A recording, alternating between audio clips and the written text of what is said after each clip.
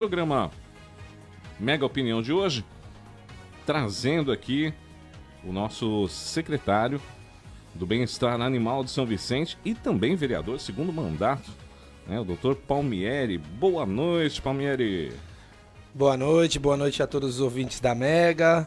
Estamos aí mais uma vez, Álvaro Júnior, para a gente conversar sobre a cidade de São Vicente e, claro, sobre os nossos animais. Com certeza, tem muita coisa aí pra gente falar, né? Muitos assuntos aí pra gente tá abordando aqui no nosso Mega Opinião de hoje. Mega Opinião. 7h06. Bom, a gente já vai começar, Palmieri, com um assunto que eu acho que mexeu com todo vicentino, que foi curioso e está sendo curioso. E eu gostaria até que você, como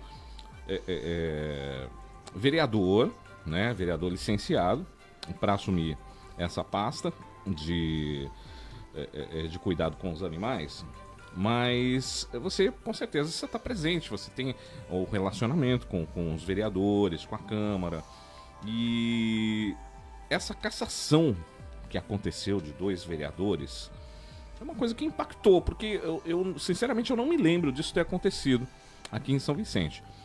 E foi, curiosamente, foi mais ou menos no mesmo tempo do que aconteceu com Deltan Dallagnol, né? E está acontecendo com outros, a possibilidade, até o próprio Sérgio Moro está sendo cogitado, né?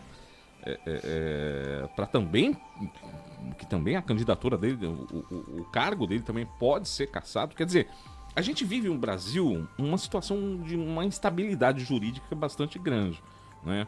Mas eu gostaria que você deixasse mais claro o que aconteceu especificamente aqui em São Vicente. Eu vou ler um pouquinho aqui a matéria, só para deixar claro aqui para os nossos ouvintes.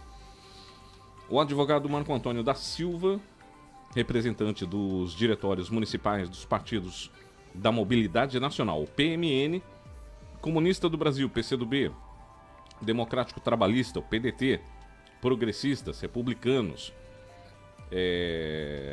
Trabalhista Cristão, todos esses partidos encaminharam um pedido para que a Justiça Eleitoral formalizasse um ofício ao presidente da Câmara de São Vicente, atualmente o Adilson Ferreira dos Santos, Adilson da Farmácia, para que tomasse a vaga e os mandatos dos vereadores eleitos pelo Partido Social Liberal, PSL, Wagner Santos Pinheiro, o Wagner Cabeça, e também o Carlos Eduardo de Jesus Oliveira, o Doutor Eduardo, ambos hoje no União Brasil.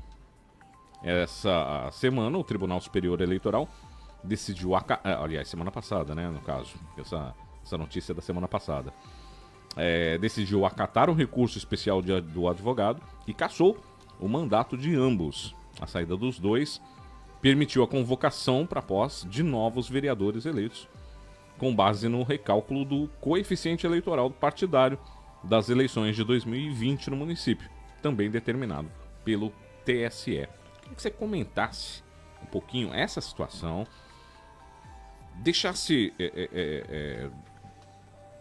claro para a população, porque as notícias que foram divulgadas, elas não deixam exatamente claro o que aconteceu. Quando um mandato é cassado, um mandato popular, né?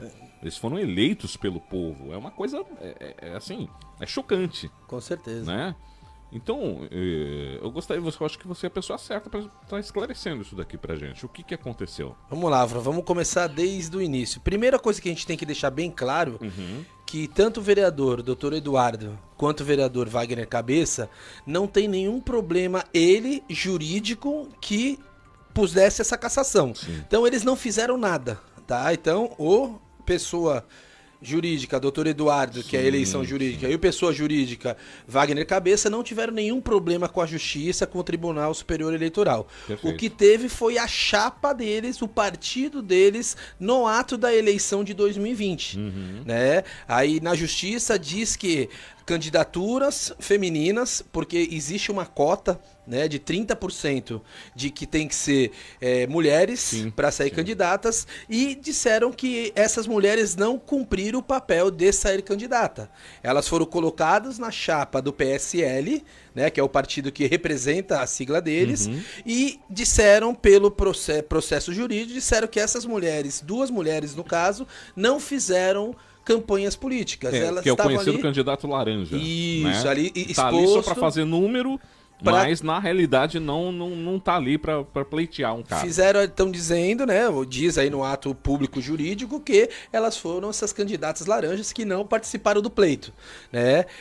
Por isso demandou tempo, né? Isso foi da eleição de 2020, hoje nós já estamos em 2023, né? Tem essa decisão, mas a gente quer deixar bem claro, né? Quer deixar bem claro que não é por causa dos vereadores, porque muita gente tá aí, se a gente tá na rua, eles foram caçados, quando assim, parece que é alguma coisa pessoal. Essa eles, impressão, né? que passa, né? Quando a notícia chegou, também vieram me perguntar: você viu cassação? Então, mas peraí, aí que eu fui ler, eu fui ver direitinho, eu falei, bom, não é que eles fizeram alguma coisa errada. É isso aí. Né? É que a chapa, ela foi cassada, né? Em virtude dessa denúncia, em virtude de ter alguma coisa errada. Mas a gente entende também, você usou o termo muito bem, Álvaro, que essa instabilidade jurídica que está se instalando no nosso país, ela tá causando muito problema para muitas pessoas que às vezes elas mesmas estão sendo as vítimas, né? Com certeza os vereadores que estão perdendo seus mandatos, que foram eleitos legitimamente pelo povo, no voto eles ganharam, estão lá, a cadeira é deles, eles estão sendo cerceados do direito deles de exercer a vereança devido a um fato jurídico, né? Porque se você for ver, na própria Câmara de São Vicente mesmo, tem vários outros exemplos muito parecidos de outros partidos também. Né? Então você pode colocar aí, se tem 10 partidos, eu não sei de cabeça agora, mas se tem 10 partidos eleitos dentro da Câmara Municipal Vicentina, pelo menos 5 ou 6 estão no mesmo caminho ali. É isso que eu ia te perguntar, eu ia falar, será que todos os partidos que tem representantes ali na Câmara, será que todos eles exerceram essa cláusula de 30% de candidatos femininos, realmente? Existe uma dificuldade muito grande, eu não sei porquê, eu acho que a mulher ela tem que se empoderar, ela tem que participar sim das eleições, ela tem que demonstrar o amor, o afeto que tem pela cidade, e lutar por um lugar dentro da Câmara Municipal, né? E eu acho que esse negócio de cota, eu acho que a gente afasta mais as mulheres, porque parece que quando vai chegando perto de eleição, o ano que vem tem eleição, né? Já tá começando por aí, todo mundo já, cara, tem que ter mulher, vamos lá, vamos buscar mulher, parece que é uma coisa, sabe? E eu acho que a mulher sim, ela tem que se politizar, ela tem que fazer, e muitas mulheres às vezes elas não querem sair candidatas, né? Os famosos caciques dos partidos vão lá e meio que impõem ela sair candidata, e às vezes ela tá lá, continua na rotina dela diária, de trabalhar, ou de ser dona de casa, ou de fazer qualquer ofício que esteja na vida da rotina dela, e não participa de uma eleição, só põe o nome na eleição e não participa. Esse negócio de cota é muito complicado, né, bem Palmieri? complicado. Eu sou totalmente contra todo tipo de cota, porque quem faz as cotas, eu acho que aumenta muito mais essa problemática de você ter aí a diferenciação, que seja de sexo, que seja de cor, que seja de religioso, tudo isso, pra mim, eu acho que afasta muito mais, né? A gente tá aí, infelizmente, numa moda ruim, né, do racismo, né? Haja visto aí que aconteceu com o Vini Júnior aí, nosso jogador de futebol, e aí você vê que quando você começa a colocar as cotas, você vai segregando a nossa população a querer dizer mesmo, vamos separar, né? Eu acho que tem que ir ao contrário, tem que dar oportunidade para todos, para homens, mulheres, negros, índios, brancos, que seja, todo mundo ter a mesma oportunidade, e aqueles que se sobressaem vão ter os melhores espaços. Isso é normal, né? Isso é normal acontecer. Eu acho importante a meritocracia, né? Maravilhoso, isso aí. Porque a cota, ela meio que impõe, né? Ó, tem que ter mulher, ou tem que ter índio, ou tem que ter... Sabe, é complicado isso daí. Muito complicado. Né? Muito Porque complicado. como você falou, quem não está sendo beneficiado pela cota, você fica revoltado.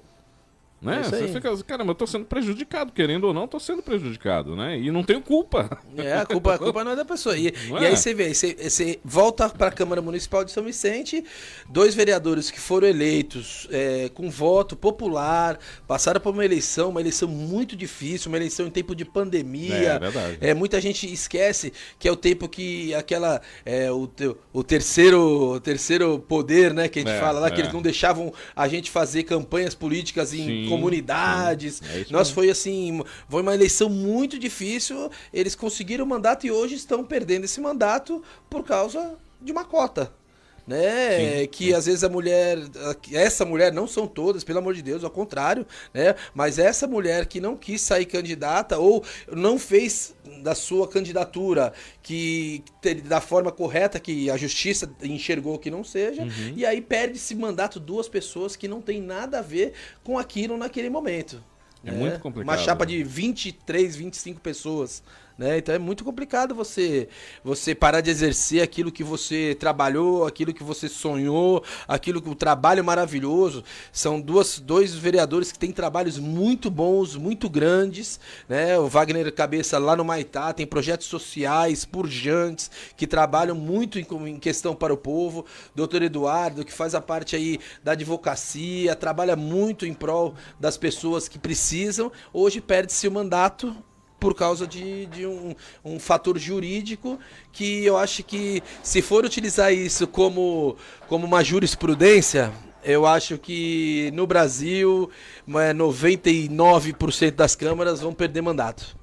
Eu vejo dessa forma também. E eu acho que é até a pessoa para falar agora também sobre isso. Já vou pegar logo. Já pega de gancho, pega de gancho. Nem teve tempo de sentar aqui agora, né? Acabou de chegar a doutora Natália Bezan, ela que é vice-presidente da OAB de Praia Grande.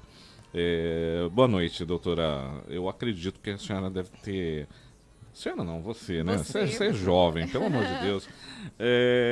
Deve ter tido problema para estacionar, não foi? Nossa, eu vim de Praia Grande, peguei trânsito. Boa noite, Gustavo. Boa noite, Álvaro. Boa noite aos ouvintes. Obrigada, desculpa o atraso, obrigada pela recepção. E a gente estava falando aqui, doutora, sobre esse caso que aconteceu aqui em São Vicente, da cassação de 2 vereadores, né? E eu estava conversando aqui com o Palmieri, que ele, além dele estar secretário, né, de cuidados dos animais aqui de São Vicente no momento, mas ele também é vereador, né? Sim. E ele está licenciado do seu mandato. E a gente estava falando, eu estava falando aqui com ele, que a gente vive um momento de instabilidade jurídica no Brasil, né? Com certeza. É cada vez mais difícil você saber se você tá fazendo a coisa correta ou se não tá. E mesmo fazendo a coisa correta, Pode ainda dar o parece revés. que, sabe, uma canetada ali e qualquer um pode ir a qualquer momento ser julgado por alguma coisa que não fez, uma canetada você pode ir pra cadeia. É uma instabilidade jurídica realmente muito grande. Você sente isso também? Não, com certeza. Inclusive, assim, para nós profissionais do direito, é complicado de advogar, né? Porque, claro que a gente não vende sentença, assim como eu acho que o Palmieri, como veterinário também, você não tem como garantir, né? Mas a gente trabalha com aquilo que a gente costuma entender, com uma previsibilidade, né? Sim. E, assim, dentro do cenário atual, o que era previsível agora não é mais. Não é. Né? Já tá tudo imprevisível. Então, assim, ficou muito complicado, porque às vezes, inclusive, assim, as ações de sucesso que a gente cobra posteriormente, antigamente isso era muito possível, porque você tinha ações, principalmente envolvendo o direito do consumidor, em que você conseguia prever um ganho naquilo, e hoje isso está se tornando algo totalmente inviável, o que é muito ruim para a população, né, porque dificulta ainda mais o acesso à justiça, né, Sim. e para nós como advogados, porque você trabalha, às vezes ganha ação em primeira instância, em segunda, e chega na terceira você perde trabalho de anos, porque a gente tá falando de trabalho de anos, uma ação para chegar lá em cima. Em São Vicente. Em São Vicente foi primeira instância, segunda instância, tava tudo certo. Na terceira instância, uma canetada, bum, virou tudo. E assim, em que pese, né, o problema é que assim, a gente tem uma cultura, né, no caso de São Vicente especificamente, a gente tem uma cultura de achar, mas isso acontece toda hora, de fato tem essas fraudes, isso é muito comum, né?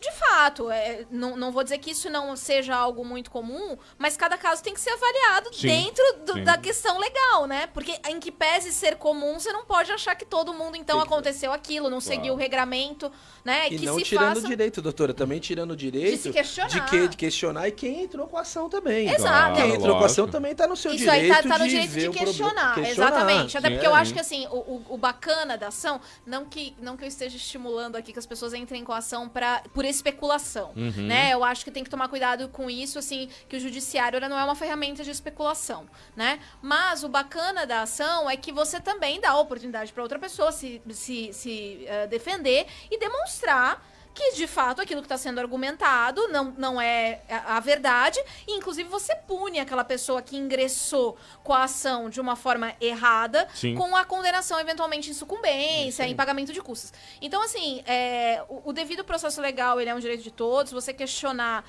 sem usar o judiciário, mais uma vez, é bom reforçar isso como um membro especulatório, essa não é a ideia do judiciário, né? Mas, assim, a gente também não pode partir do pressuposto sempre de que tudo foi feito de forma errada, né? Sim. Então, é uma cultura que a gente também já adquiriu aqui no Brasil, de que todos os partidos... E eu acho que, assim, existe um regramento eleitoral, né? Existe uma avaliação, né? O Palmieri pode falar isso melhor que eu, mas para você ser vereador, para você entrar ali, tem toda uma avaliação, tem todo um critério que é seguido e que é avaliado previamente, né? Então, a gente quer crer, eu acho que a gente tem que pensar sempre, primeiro, positivamente, né? A gente quer crer que tudo isso foi feito com o devido crivo, foi seguido, né? Então, e assim, me pareceu, eu posso estar... bastante equivocada, porque eu não acompanhei o processo de perto. Eu sei mais pelo que a gente comenta em fórum, até porque um dos vereadores é advogado, então, assim, pelo que a gente sabe, né, a respeito disso. Mas, assim, o que eu sei a respeito do caso especificamente, até porque conheço o presidente do partido à época e tudo, é que as pessoas existiam, de fato. Uma desistiu da candidatura um pouco antes, até porque mora numa região um pouco complicada, em que envolve outras questões. Então, porque assim, eu me lembro que num dos argumentos, porque a pessoa não tinha nem propaganda eleitoral dentro de casa. E aí o que eu fiquei sabendo é que essa pessoa especificamente mora numa região que ela foi proibida de fazer. Não podia, então, isso assim, aí. é bem complicado isso. Entende? Eu entendo que alguém tenha achado isso algo questionável. Eu entendo isso. Eu não tiro a legitimidade disso.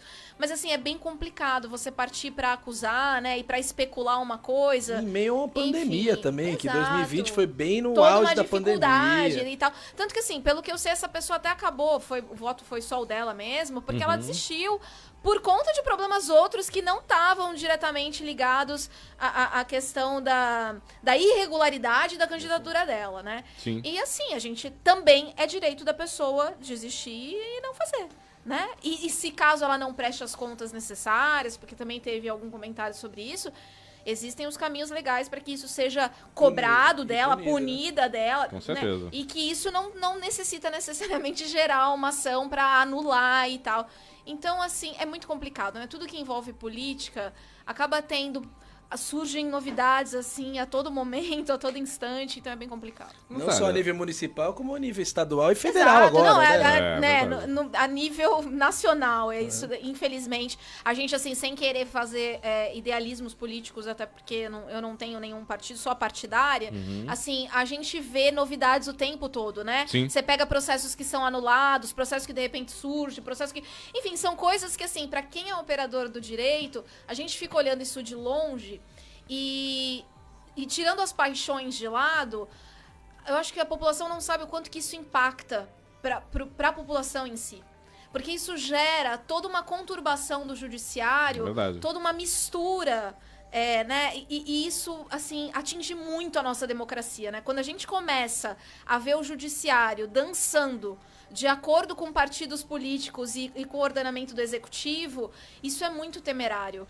Porque, assim, você perde toda a sua segurança de estar naquele país. Intervindo, né? Em várias searas, né? O que a gente está vendo hoje em dia é o judiciário legislando, né? Exato. Criando leis.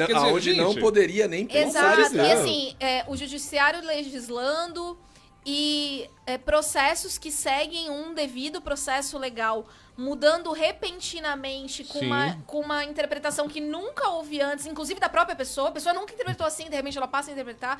Então você sente a máquina movimentando de uma forma perigosa do ponto de vista social. Como eu te falei, independente de paixões, isso é muito perigoso. E a sociedade, às vezes, não se atém a isso. É verdade. O quanto que isso respalda na gente. Quem Outro perde é detalhe. o Brasil e a democracia. Sem Exato. dúvida, né? Sempre. Exato. A gente estava falando aqui também, doutora, sobre cota, né? Que é uma coisa bastante discutível, né?